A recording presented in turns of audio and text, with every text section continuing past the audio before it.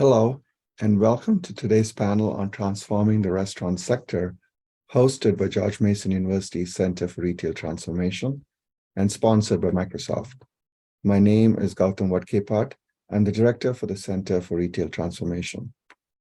The restaurant industry is a vital contributor to the local, regional, national, and even global economy, generating $799 billion in sales in 2021 and employing over 14.5 million people in the US alone. And this is according to the National Restaurant Association. In today's session, we'll hear from leading experts in the space about challenges confronting the restaurant sector today and some solutions, as well as how restaurants are using technology, data, and AI to transform front and back of house operations. A little bit of housekeeping. Thank you to the audience for your participation. If you have any questions, please put them in the Q&A and we'll answer them as soon as possible. Now, without further ado, let's meet the panelists who have so graciously made time to participate in the panel and share the experiences and expertise with us. Perhaps we can go around the room in alphabetical order of the first name. Brian, why don't you kick us off? Thanks, Gautam. My name's Brian Lannan. I'm the VP of Retail and Restaurant Experience for TTEC Digital. We are a customer experience digital transformation firm. I've been in this role about a year and a half. I came here after almost 15 years at Target, so lots and lots of years in the retail industry. Did a lot of strategy work, did a lot of insights work, built and led Target's CX capability. Before that was in business school, and before that I spent 4 years in Indianapolis at Steak and Shake. So I have a few years of direct restaurant experience and a whole bunch of years of adjacent retail experience. Well, welcome, Brian. Thanks for making time. Yeah. Hernan. Hello, everyone. My name is Hernan Mujica. I am the Chief Information Officer for Texas Roadhouse Restaurants. We're based in Louisville, Kentucky is our headquarters. Not Texas. We're in 49 states. We're about 650 restaurants now. And I look forward to the panel and getting to talk about these really important issues. Restaurant industry is having somewhat of a moment in the technology world these days, especially since 2020. So I look forward to having this discussion with you and your team, Gautam. Well, thank you. Thank you for making time. Ira. Good morning, good afternoon, everyone. Usually with a first name that starts with I, I'm not used to going last, but I'm Ira Gleser. I'm director in our retail and consumer goods operating unit at Microsoft. I've been with Microsoft just a whisper under 18 months. I come to Microsoft with well over 20 years of restaurant industry experience as a supplier partner and a consultant. I've probably worked with over 24 brands in QSR, fast casual, and casual dining. I love the space. I think I'm happiest when I'm having conversations with customers like Hernan, getting into restaurants, talking to the people that make the magic happen every day. My role is basically to leverage my deep restaurant industry experience, marry it up with Microsoft's expertise, and bring insights, innovative ideas, and solutions to our customers so that we can help enable digital acceleration and help them build and grow their business. I also just wanted to thank Hernan for joining us today. Our relationship with Texas Roadhouse is super important, and I love what he just said. We are certainly having a moment in the restaurant industry, so looking forward to talking about that today with you.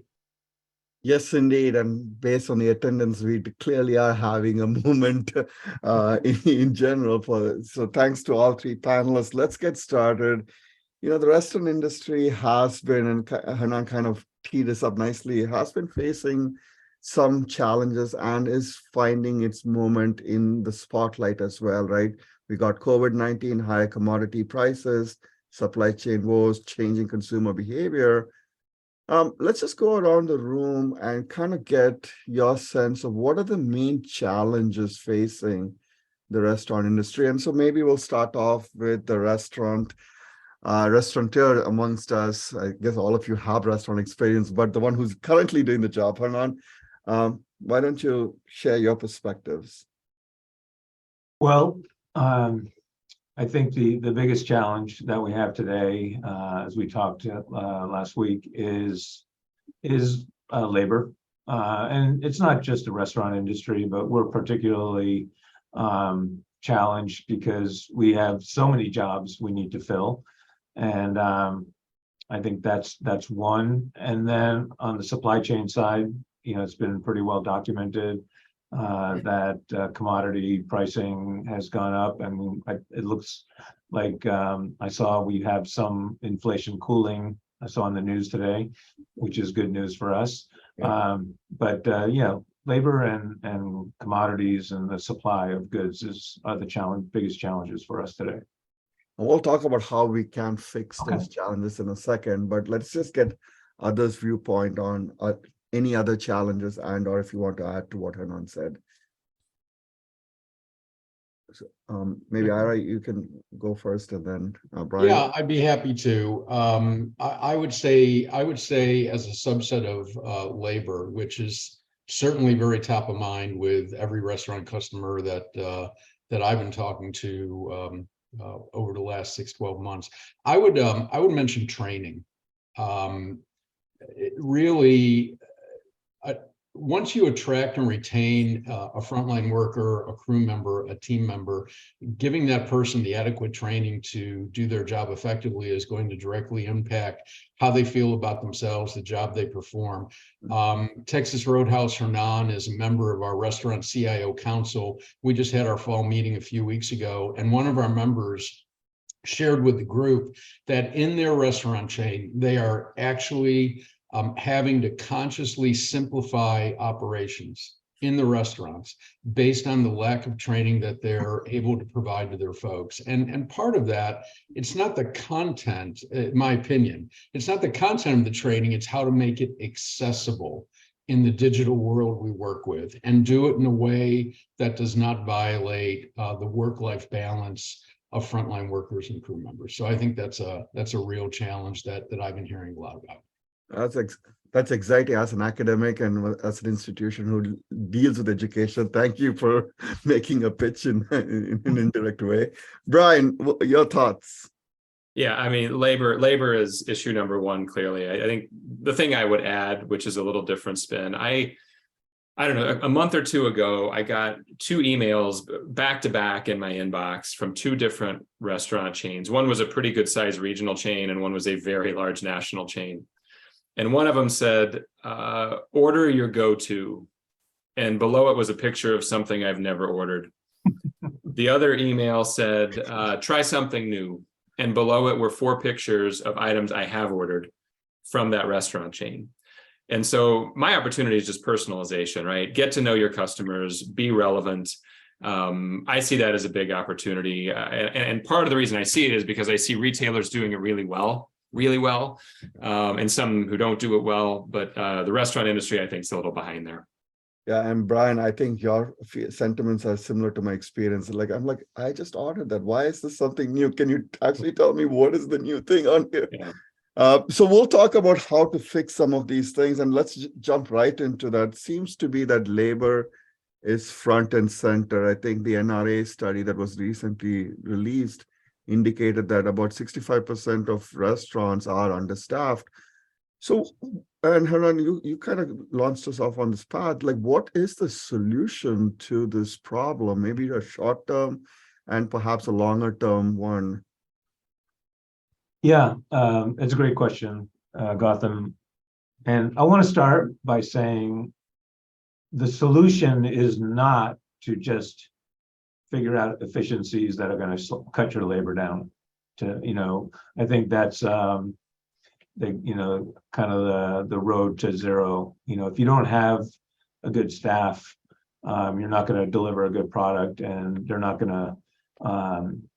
Your guests are not going to come back. So we don't focus on, at Texas Roadhouse at least, we're not focused on how do we figure out ways to cut labor out of this process and this. We believe in finding the right staff and engaging them and training them and empowering them so that they want to come to Texas Roadhouse. And some of the ways we do that with technology, in attracting staff, there's a whole new area of CRM, which is candidate relationship management, and that's treat your candidates like you treat your guests or your customers.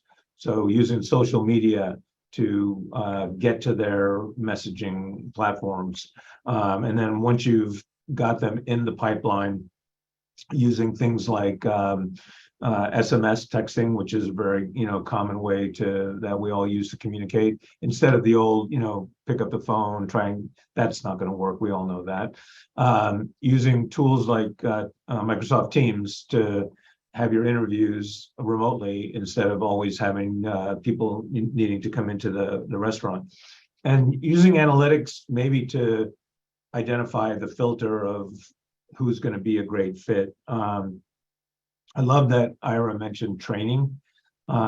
With good training, you can make your staff challenges almost invisible, because you're able to train those guests quickly, or train those employees quickly to be delivering that same level of service.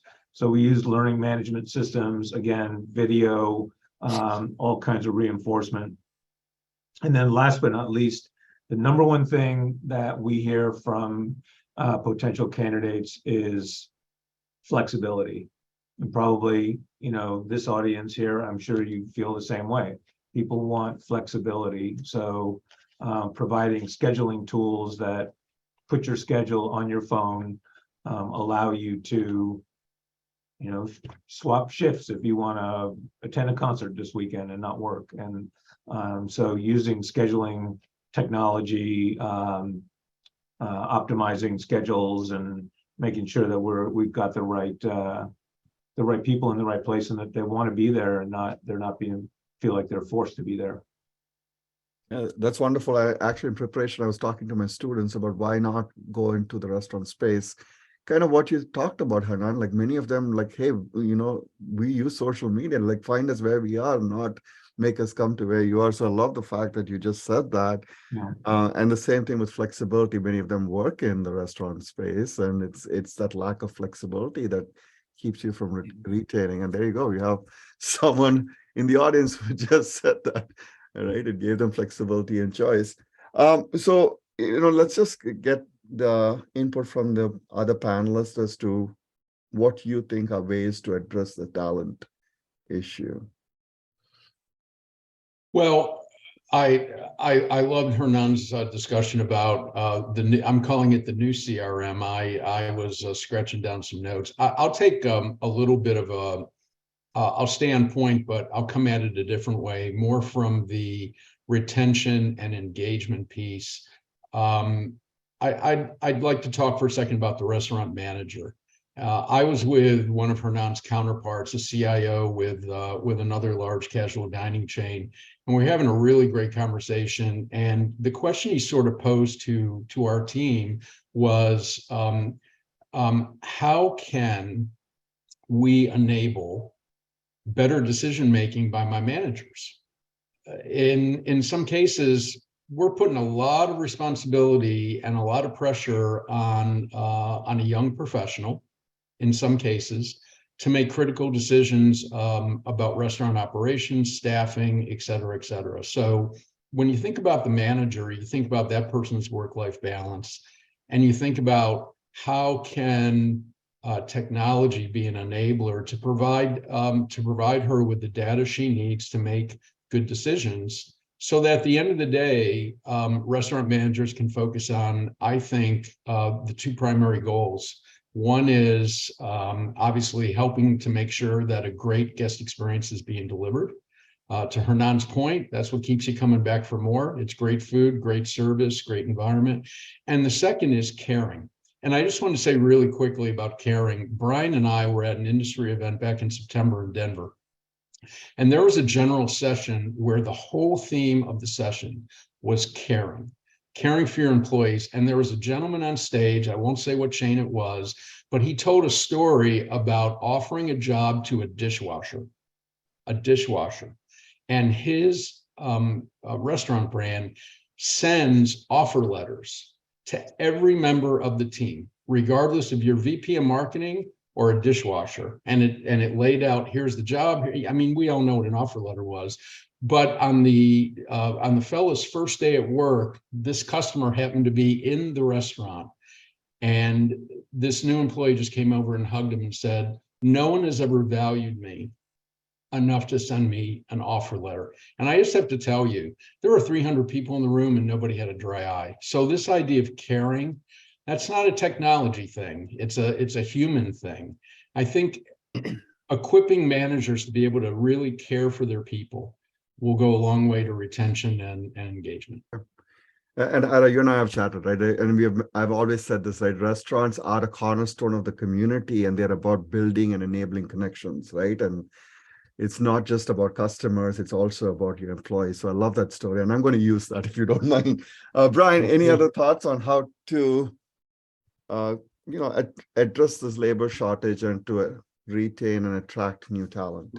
Yeah, I mean, I love Hernan's point about sort of the recruiting process, right?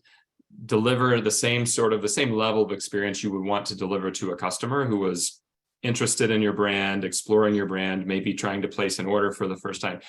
Treat the candidate with the same respect. We worked actually with Ira and Microsoft with a coffee chain to really automate that process and make it so much easier, both for the candidate to be able to get, submit an application on your phone and immediately be texted back with some options for interviews and to get that interview scheduled. We took that process from what was a day or two to 10 minutes, right? Just to get the interview on the calendar, but also to give the various managers of the local coffee shops the ability to look into that candidate pool and say, for my store, I need someone with this availability. I need someone with this skill set, and to make that easier as well. The only other thing I would add is, we've done the training thing in the contact center for decades, and have been thinking a lot about what we've learned there and how to apply that, to physical retail, to physical restaurants. And one of the things we're starting to experiment with a little bit is these AI-driven training bots that give you the opportunity to practice. And so in the contact center, what that looks like is a bot calling with a customer service issue, or maybe a bot calling with a DEI issue, and having agents just practice it, right? And so what does that look like? I mean, is there an opportunity to do that in physical retail or physical restaurants? That will never replace the human component of caring about your team and training and working with people face to face in the back of the house, in the front of the house. But it can be an effective supplement to kind of get people going and get people started. It's been very effective in the contact center space. And so we've just been thinking about what that looks like in the physical world. Yeah, I mean, I love that point, and it's a nice segue into what I want to ask, right? So clearly human connections are a key element, but we can also lean on technology to kind of, and I love what Hernan said, right? It's not about replacing humans with technology, but it's about how you can get them to do better. There are a lot of small restaurant owners who have registered for this session. Like, what can they do? What kind of technologies can they implement? And is this actually cost effective for them, right?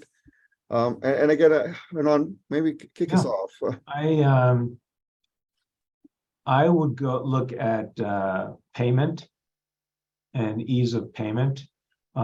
We recently rolled out a payment pay at the table system to all our restaurants, and I think that's an easy one to look at. Saving costs, making the experience faster to your guest ability to leave when they want. And there's several, there's tabletop, which we use, but there's also both, QR code solutions. I think payment is one where the server does not need to be involved. It's good for the server, it's good for the guest. It's kind of, and we've seen the uptake on that being very, very, very, very good. I think payment is that's where I would start. That's awesome. Any other thoughts? Either Brian or Ira, do you have any other inputs into? I have one. I have just a short one.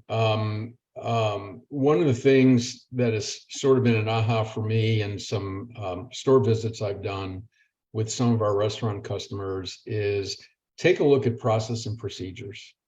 What we see a lot of is some very paper-laden processes and procedures, and not everything needs a whiz-bang technology solution, but we call it day in the life.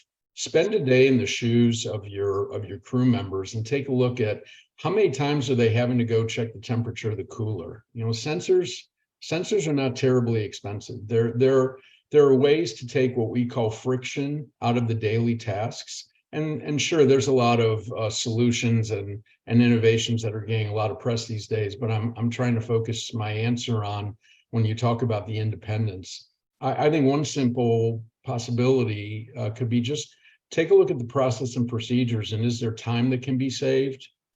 And are there tasks that are being performed that maybe there are efficiencies, and maybe there are affordable technology solutions that can help enable that. Brian? I'll just reiterate automation, right? Whatever you can automate that isn't going to degrade the employee or the customer experience, and whether that's forecasting and ordering in the back of the house, whether that's taking catering orders, whatever it is, whatever you can do. There are lots of fairly straightforward, tech products and software that can automate and make things easier. Sometimes step one is automating an inefficient process. Step two is what I was talking about, which is really getting to the root of optimizing the process itself, so you don't have to automate something that's not working great. Yeah, awesome. And Hernan has already answered the question in the chat about whether tabletops payment is going to create friction for customers looking for paper checks, and the answer is no, because it's sent out as an email, which I have tested it out, Hernan, and it does work. There's another question in the chat, which was like, seems like retention is the key to today's environment. Is there anything that's been done differently with regards to retaining employees? Around the table, if you have any thoughts. Yeah, a lot. The number one, again, is flexible schedules. So that's number one. Another area that we're testing, and it's really been very effective, is some sort of controlled messaging tool. So what I mean by that is, this is especially important for managers. Managers say the biggest reason they leave is because their job, they're never off. So when they're off, they want to be off. So if you can have some communication tool where they can have sort of a unified messaging where they can call in, the employees can call in, but it only routes to the manager who's on duty at that time, so that when you're on vacation, you're not getting the calls. And we have 3 or 4 managers in every restaurant, so getting those issues, guest employee calls, to the person who is actually working that day and not someone who's on vacation has made a huge impact. It's awesome. All right. In the interest of time, I just looked at the time. Let's move on. But there's one question which is really interesting in the Q&A session, which is that Sean Kim posts that in Asia they're using AI waiters and using QR codes. It's efficient, but it removes the human/caring element, right? Like, and how do you balance the two? Because ultimately we are in the customer service kind of a domain, and you do need that human engagement to kind of differentiate yourself, get people to come back. Thoughts? I think all you have to do is to walk into a Chick-fil-A to see that there's opportunity here. And what I mean by that is, of all the quick serve restaurants, Chick-fil-A regularly ranks at the top of the heap for customer service. And you look at the number of people who place carryout orders, you look at that shelf, and the number of carryout orders, the number of people who walk in, grab the chicken, and leave, tells me that there are many, many occasions where that personal touch just isn't needed or wanted. right? You don't have to provide the Chick-fil-A level of human interaction every single time. If I'm traveling, I want to bring my family in, we're going to sit down, we might need the restroom, we might need to go back and order dessert, we might need a refill for the road. I need that level of service. I want that kind of experience. If I'm bringing my daughter home from volleyball practice and we just need to grab a couple sandwiches and go, I don't need that. And so in casual dine, it's a slightly different situation. Or maybe not. But in the fast food space, and there's a lot of occasions where, whether it's AI driven, bot driven, QR code driven, I really, really just want some good food. I need to get it home hot. I need to eat it. I think there's plenty of occasions, and I think there's opportunities for restaurants to play with that model a little bit. Clearly, COVID forced that model in a lot of cases because you saw home delivery and pickup just explode during that time. And a lot of that has stuck. DoorDash continues to be busy, right? Uber Eats continues to be quite busy. And so the question then, as you're in a labor shortage, where do you invest your labor? Where do you invest the training? Where and when? Do you have the journey maps? Do you have the moments that matter? Have you done this analysis to say, where in the moment is that human touch really, really important? And are there moments when it just isn't? And really executing and getting the food out quickly and getting it out accurately and getting it out hot is actually what the customer wants. Yeah, and I love that you also kind of implied that there are different shopping trips, right? If you will. Yeah, different occasions for sure. And kind of understanding that is critical. Hernan, Ira, do you have anything to add? I agree. Go ahead, Hernan. Sorry. Sorry. Yeah, I agree with Brian saying. It's giving the guest the choice, and you want to give the guest a choice. If obviously we are heavily dine-in, but our to-go is much bigger than it used to be before COVID. So give the guest a choice of how they want to interact. And exactly right. We love to be face-to-face with a server, but we've invested a ton in our digital apps and not only for online ordering, which obviously is hugely important, but also for getting on the wait list and being able to automate that process of knowing where you are, when you're going to be, so you can just show up and you're not going to be waiting in a corral. Your timing is much more, and this is an area where we are using AI to figure out make really accurate quotes to our guests in terms of when is it going to be ready, so when they're there, we can serve them immediately. Yes, perfect. I was going to make just a quick add. Great points. I want to build on what Brian said about occasions. I spend a fair amount of time trying to explain the nuances of this industry. And it really, so Chick-fil-A, the Chick-fil-A example that Brian gave it sets up my point. QSRs and fast casuals, particularly with the impact of the pandemic, are all about speed and convenience. Sometimes it's like a pit stop at a NASCAR race. I just want to get in, get out. Speed of service. Since Brian mentioned Chick-fil-A, they're doing some really innovative, game-changing things at the drive-through, dedicated lanes for pickup. But my point was simply this, that I think we're going to talk a little bit more about AI in a few minutes, so I won't go there now. But how can technology and how can digital transformation help enable speed and convenience? But on the other side of the coin, we also have full service restaurants. We have casual dining restaurants like Texas Roadhouse. And we're also seeing, if you look at the industry data, we're seeing that folks are coming back in. I mean, Gotham, before you turn this webinar on, you were talking about going to one of Hernan's restaurants and it was packed.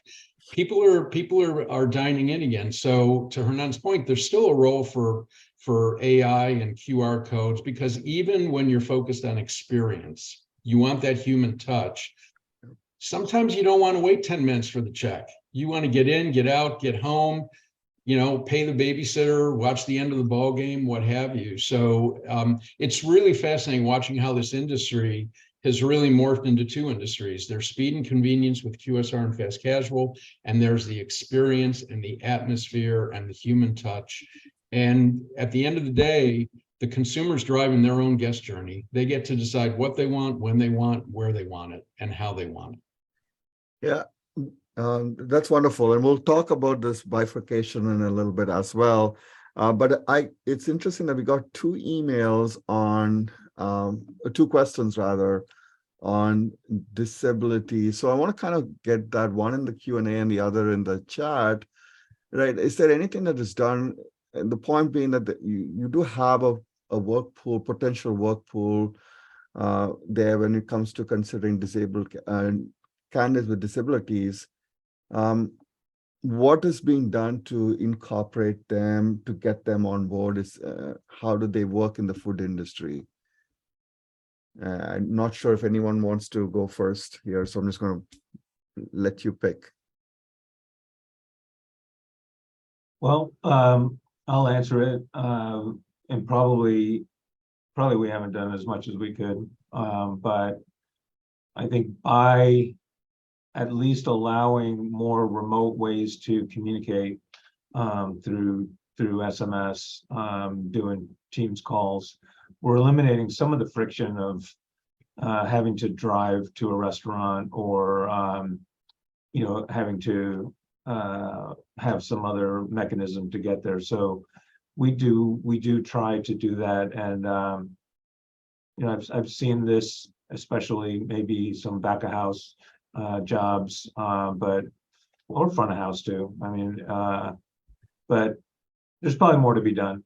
But I think some of these digital technologies and candidate relationship systems do help to eliminate some of the challenges of getting people in. Okay. All right, so we're getting a lot of questions. It seems like people have already jumped in the back of the house part of things. So I'm going to try to move us on. The second issue that, Hernan, you raised was this cost of inputs, right? And NRA just kind of said that 91% of restaurants have had to increase their menu prices. Is there anything that can be done, especially as, inflation is cooling, that is for sure, but still, how can restaurants manage? Is there anything they can do to manage input costs? And I'll open it up to anyone who wants to kick things off. I'll start, and I'll tie it to something from a technology. One of the most important things that we can do that affects labor scheduling food is having great forecasting technology. Yep. And with today's machine learning and other technologies, the ability to do great forecasts and look at many different algorithms and different types of regression algorithms is much better than it used to be. So what I mean by that is, if you can have a good forecast, then you're going to order exactly what you need and not overorder, minimize waste. Changing the supplier's cost or changing the supplier's price, you can negotiate as well as you can, obviously, but at the end of the day, they have to make money too.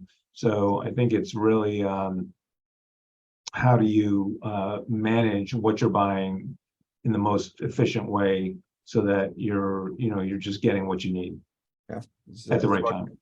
Demand forecasting, right? Yep. Yep, perfect. Any other thoughts around the room? Just a quick macro thought. When you look at the reality is we're in inflationary times, right? That's not a headline. That's not breaking news for anyone.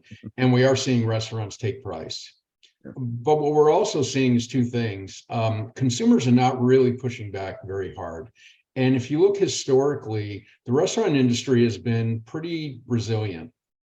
If you look at some recent Technomic data, food away from home, meaning grocery store, has had about a 12% inflation lift over the last few months. Restaurants have been far less, an average of about 6 to 7%. So in a way, it's almost more cost efficient for a family or a consumer to dine out than to go to their local Kroger, Publix, Albertsons, whatever your favorite grocery chain is, and pick up food and bring it back home. So I'm coming at it more from a macro standpoint. I think Hernan nailed the opportunity, but at the same time, we've got some economic headwinds right now.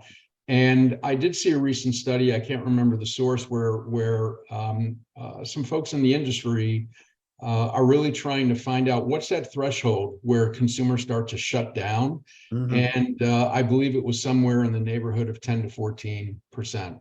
That's where you start seeing some consumer groups begin to trade down. And by trading down, they're going back to QSR because that's where the value is. So that's just a quick macro thought on the question. You see it in retail too, Ira. You look at Walmart's earnings last week. Their grocery business grew really nicely on the backs of high income consumers, right? High income consumers trading down to Walmart. They saw shifts to own brands. They saw shifts to different proteins, less expensive proteins. And so to me, the implication for the restaurant industry is, go back to what Hernan said earlier, is just choice, right?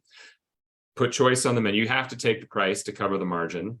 So put choice on the menu, create value with multi-course meals, create value with family meals. There's different ways that you can take an inflationary environment and position it for a consumer in a way that still feels like really good value and is still profitable for the restaurant as well. So let's just stick with that thought, because there's a question there, like, with inflation, how do you drive sales and transactions, right? And Brian, you kind of gave one solution, which is the multi-course menus, providing more choice.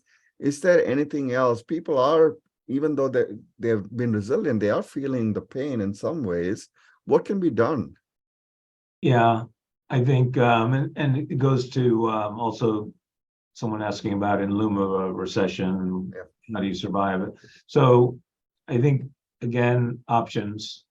Give the guest options. Our most popular item at Texas Roadhouse is a 6-ounce sirloin, and 6-ounce sirloin.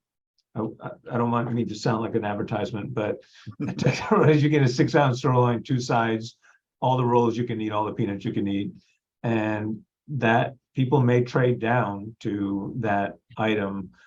We saw it during COVID, kind of counterintuitively, people really traded up to bigger steaks, bigger items, more expensive.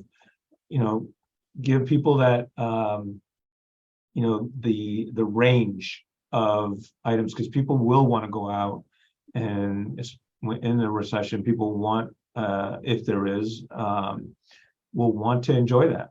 So maybe run different day parts where we do an early dine that's a little bit, less expensive. So maybe you can promote different day parts with some different kind of pricing, but keep people coming. And then when we come out of things, they're going to come back and they'll be there and they'll spend more. So Brian will give me some feedback later because I'm going to steal a page from his playbook. He already knows what I'm going to say. But I think, Gautam, part of the answer to your question, and to build on what Hernan said, I think it comes back to guest engagement and loyalty. So if you really know your customers, if you know your guest, Brian's example where, hey, try this. Well, I already did. This gets back to really having insights on your guests. And I think to Hernan's point, my QSR experience has been the power of limited time offers, the power of new news, the power of special offers to your best guests. Back in the day, we used to call heavy users brand ambassadors, brand lovers. And I know Texas Roadhouse has a bunch of them. So if you appreciate your brand lovers, Gautam is a Texas Roadhouse brand lover. If you really value your brand lovers, they're going to go tell other people. They're going to be your best advertising mechanism. So I think part of it is it comes back to really knowing your guests and having messaging and campaigns and engagement that's going to continue to win their loyalty and get share of stomach and share of wallet. So sorry, Brian, I stole your thunder. Well, maybe Nothing to add, Ira. Nothing to add. I was going to say, maybe this is a great pivot to actually how do you build customer loyalty and building that aspect of things. But before we get to that, there was one question here maybe we can tackle in the Q&A, and perhaps Hernan, you might be best suited, which is how often should you look at your menu mix to make sure that you're setting up the back of the house for success? We talked a lot about choice, giving them choice. So how often should they revisit? Because there's also a cost of building these menus and so forth. This is again another maybe a counterintuitive, but as seldom as possible, I don't think you should be looking at your menu mix. You should have a range of options. Obviously, if you're seeing a trend and something is not selling it, but I don't think changing your menu, often is good. I think it confuses the guest and it makes them not understand what you're all about. Our menu doesn't change very often, but give options, sizes of portions, like Brian had said, options of sides. Maybe sides is where you tweak a little bit, but stick to your core and just give people the flexibility to go up and down the range. Okay.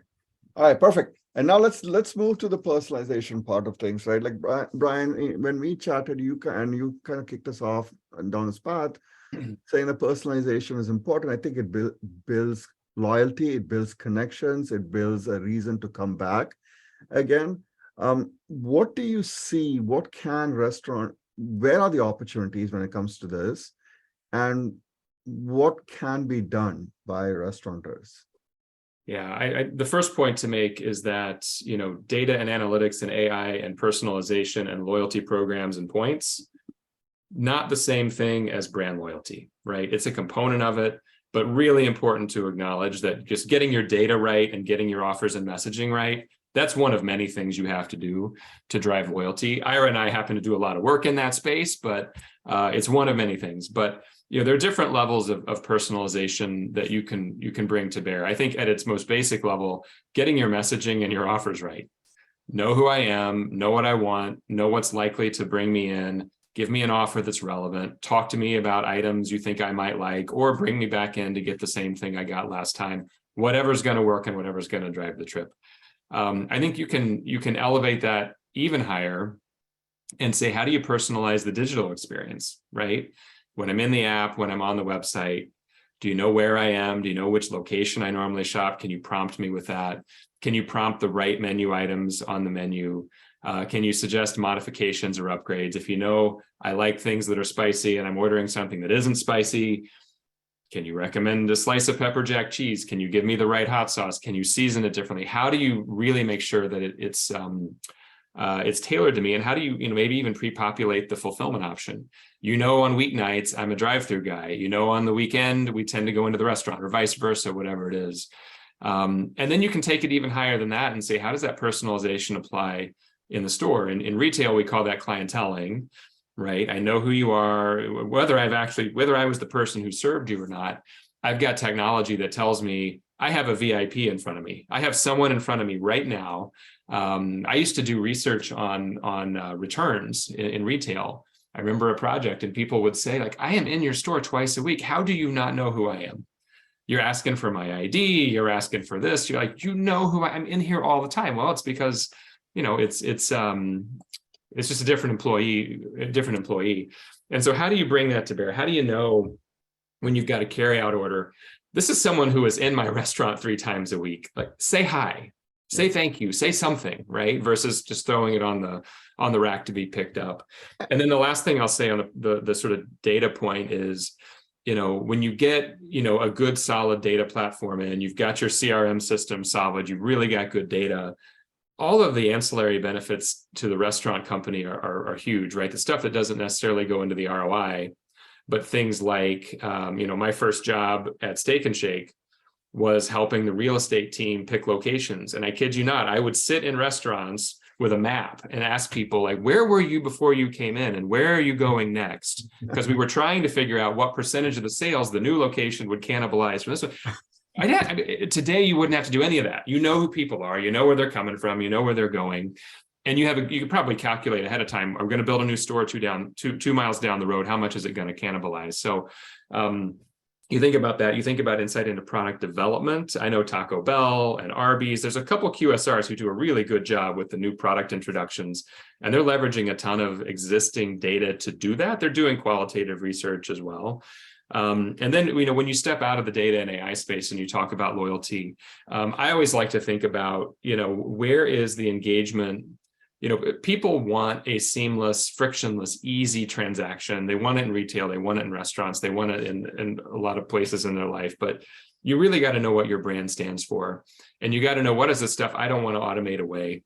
There's something here that is really, really important. And whether it's the my pleasure at Chick-fil-A, whether it's, you know, continuing to do the peanuts at Texas Roadhouse, even though you probably have customers with peanut allergies or whatever, you know, what's the thing we really stand for? And floating through your experience seamlessly is not necessarily the best way to drive loyalty. You need that sometimes, but you got to keep a little bit of friction in that smooth, seamless experience that brings your brand to life in a way that no one else can do. I love it. Hernan, Ira, do you have anything to add? Well, I would say that, and Brian's been in restaurant and retail, I would say that restaurants have been definitely behind retailers in this area. Retailers have gotten, because of the e-commerce business, quite a bit ahead in terms of personalization. However, you know, we're catching up. We're actually in the process of implementing a customer data platform, and we have accumulated a lot of guest information because of our online business. So now, and we realize, we think our loyal guests come in, you know, every week. They don't. You know, your frequency is less than you think. So you can just get that frequency from X to here by sending them an email or sending them an SMS, and you know what they bought last time. You know they haven't been there in a month or two or whatever. So I would say the restaurant industry is behind in this area, but catching up. And there's a lot of technologies now out there to take advantage of that. Ira, your thoughts? No, great comments. Nothing to add. Okay.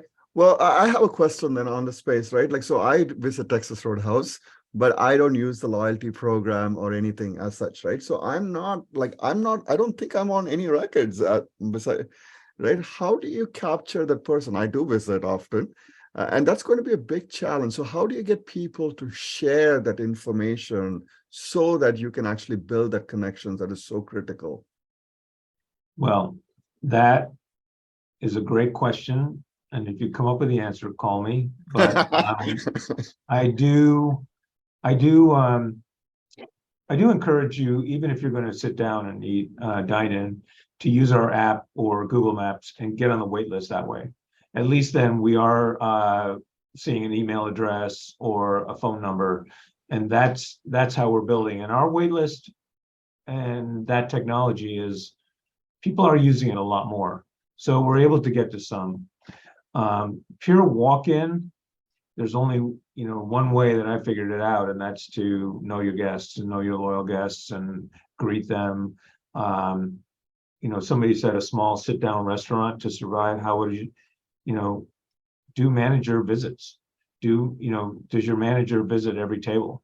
And ask their, you know, do you have a first-time guest program? And that can be, you know, done manually, where you're saying, are you a first-time guest?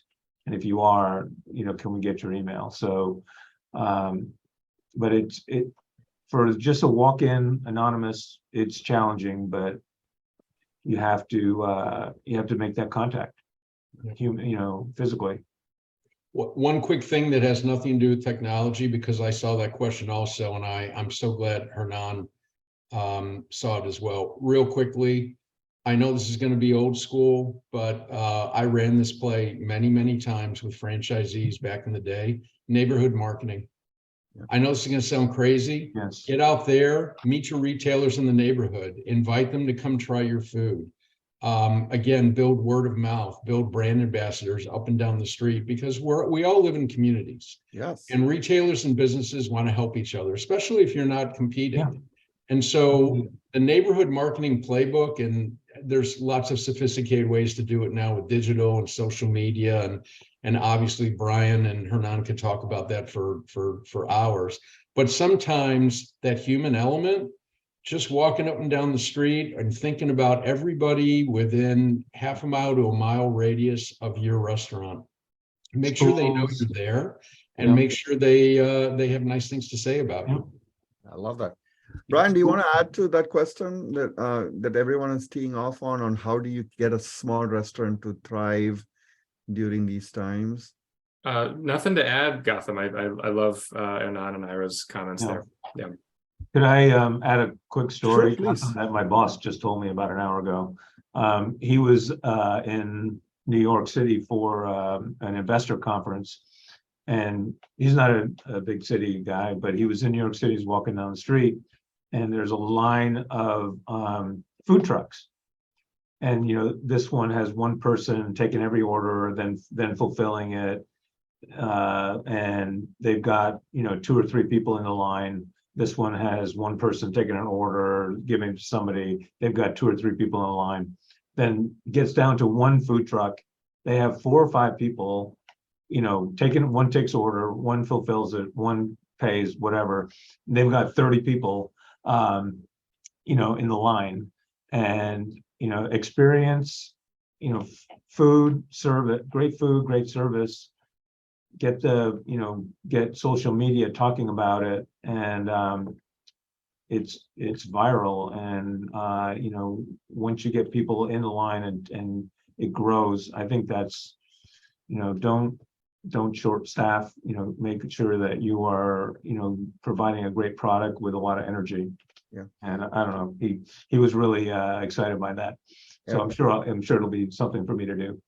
And now I will say it's about experience, right? Like, so my daughter loves going to Texas Roadhouse because they do those dances in the middle, right? And, Yeah. And that's something that she waits to look for. And like, if it doesn't happen, she's a little bit upset.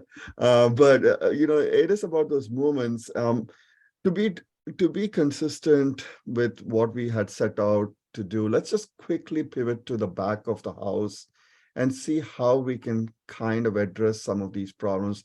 I know I'm going to start off with you, Ira, because I know you talked about the sensors as a way to kind of look at things. Is there anything else that can be done from an efficiency perspective that can be improved? And before you answer, I get a lot of questions about when will this recording be shared. So one, it clearly shows the impact of what we're doing. And for the audience, we'll share the recording as early as Monday, and it'll be sent out to you via the email. So Ira, to you. So I do love this topic. Thank you for starting with me on this one. I talked before about process and procedures, but I will give a little bit more of a technology answer. When we think about digital transformation in this space, there's a lot of momentum and a lot of opportunity when you look at the Internet of Things, IoT, and the opportunity. Really 3 words, and I go back to the restaurant manager, and I go back to the crew, the frontline workers, and how to make their jobs easier and more efficient. So here's a quick example of the point. John might work as part of the crew at a QSR restaurant, and part of John's job is he has to go check the temperature of the cooler 4 times a day, might even be several times an hour. What if there was a way where technology could do that for John, and that would free John up to do more important tasks? So the whole idea of Internet of Things, connected kitchen, connected equipment is to sense, to analyze, and to act. So if a cooler door is open, wouldn't it be great if the manager with a single pane of glass reporting capability on her phone or her tablet was sent an alert that the cooler door is open? What if there's a way to collect data to make sure all the ovens are at the temperature they should be, that the fryers, the oil in the fryers need to be changed? So this is all around creating more efficiencies through the use of technology. And I think we're at a really exciting, really important time in the industry where all of what we're talking about mashes up together. because efficiency drives labor. Labor drives engagement. And I also want to respect what Hernan said earlier. This is not about replacing employees.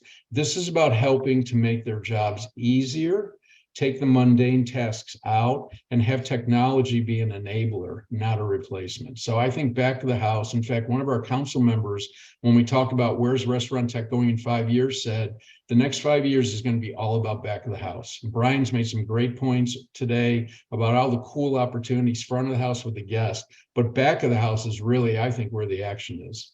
Oh, and I want to add one thing, right? You talked about efficiency, but all of those things also have a second order effect, that is sustainability, which is front and foremost for a lot of people, right? You're saving, not only are you saving energy, but you're taking care of the environment. Hernan, any thoughts on back of store stuff? No, I love what Ira was saying, and again, a good demand forecast, I think, will drive a lot of your activities too. All right, so maybe we'll just end on, there's so many questions that we haven't got to. Clearly the 1 hour session was not enough, but I maybe just end on this question that was asked with regards to how do you actually identify demographic cohorts so that you can actually talk to them, and tying it to another question, like how do you capture those 50 people who come on and off so that you have this data in there, right? It ultimately comes down to data, right? Data. How do you do that? Like for the smaller restaurants, can you give some insights? Yeah. So, and I tried to answer a little bit in the chat, but Texas Roadhouse started, we've been around almost 30 years next year, and started out with a program we called Fishbowl. And it was an analogy for, in the old days, you'd have a fishbowl and people would drop their business cards in. And we just started asking people to give their email, phone number, and birthday. 3 simple items. And you could tie something to that, like we'll send you a free app or a free meal on your birthday. Maybe you give them a bounce back coupon at that point. But start building that, and there are many tools you can that are free or cheap to do that, and you start building that list.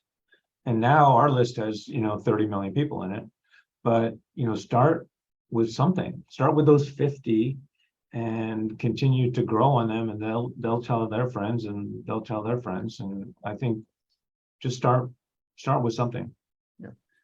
So we're about getting to time, so I'm going to not get the other opinions in the room, but I want to end on the following thing, is that right? And Ira, you kind of set the stage for that, which is like 5 years from now, where do we see the restaurant industry going, right? Like, let's wrap things up with a quick thought, each person. And Brian, I'll kick things off with you for this one. Yeah, if restaurants follow where retail has gone, you're going to continue to see that bifurcation between an in-restaurant, in-store experience. The bar to get people to come in is just going to continue to go up. And I go back to Abigail's question about, are you an active participant or a passive recipient of this experience? If people don't feel like they're an active participant, if they don't feel like there's some value in experiencing the restaurant, you won't get people in the restaurant. And if that's what you need for your brand, it won't happen. And so, retailers have really gone down this path. I don't need to go in to get milk and paper towels. I can get that delivered to my home. What's the compelling thing that's going to bring me in? So I think you're going to continue to see that separate. Excellent. Hernan, your thoughts? I think it's going to be sort of on the same lines. It's going to be people having choices of how they want to interact. And whether they want to be totally digital. Somebody had mentioned the way Asia is. I think we'll stay a little bit more personalized, but people are going to want choices of how they want to make that interaction. Perfect. Ira? Well, first, I think we should go for another hour because we have 21 questions we haven't even gotten to, so that's great. Real quickly, I just say this. The pandemic's changed everything. It accelerated adoption of digital media. It's really kickstarted digital acceleration. and the guest, the consumer, is in charge of the journey now. And so the opportunity for restaurants that are going to win are a lot of the things we've talked about this afternoon. It's about really understanding your guests, really understanding what they want, meeting them where they are, and all the great things we've talked about. We didn't even get to some really cool things that are going on, like conversational AI, how to enhance service at the drive-through. What about web and mobile ordering? So I think we're going to continue to see an adoption. And I'm looking at this quote from Chipotle CIO Kurt Garner. I think he just summed it up really well, that in an industry that historically has been resistant to change and operates on razor-thin margins, the importance of investing in digital data and the customer experience cannot be overstated. And last time I checked, Chipotle is doing pretty well. So I think we're just going to continue to see adoption of things we've talked about. But at the end of the day, it's about the guest, and it's about the frontline worker, and it's about taking friction out of the back of the house. And I think those are going to be things we'll be talking about next time we do one of these. Yeah, and look, I don't even have to summarize it. Ira, you did a great job summarizing the conversation and the opportunities that's out there and the unanswered questions that we have. So I want to take a moment to just thank the three of you for sharing your time and experiences. This has been the most engaged that I've seen the audience. It's been very insightful. Thank you three for being here. To the audience, I apologize personally for not getting to all of your questions. I'm sure that the panelists will be able to answer your questions. You can find them on social media.